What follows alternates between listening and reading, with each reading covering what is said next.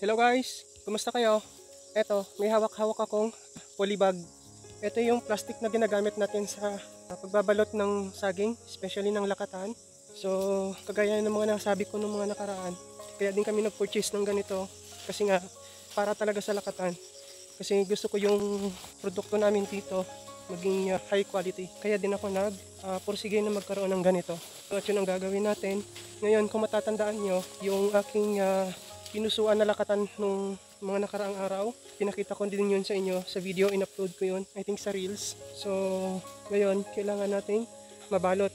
Ngayon, titingnan natin yung lakatan na pinusuan natin kung pwede na siyang balutin. Kasi yung kanyang mga bulaklak sa dulo ng bunga, di ba merong mga bulaklak yun dun sa pinakadulo ng bunga niya, yun ay kailangang malinis bago balutin.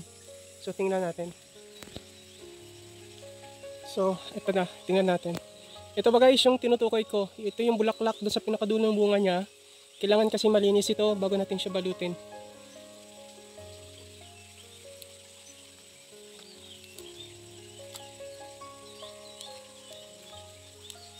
Hindi pa ata pwede.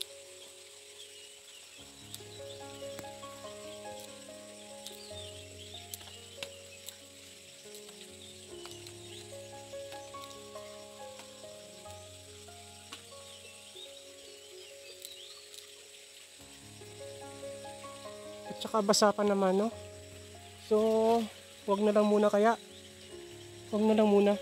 Kasi baka magkaroon ng diferensya to.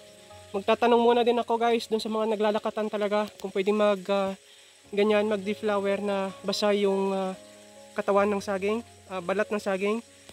So, magtatanong muna tayo. Baka magkaroon ng diferensya to, papahamak pa tayo. So na guys, and please keep supporting me by playing all my uploaded videos.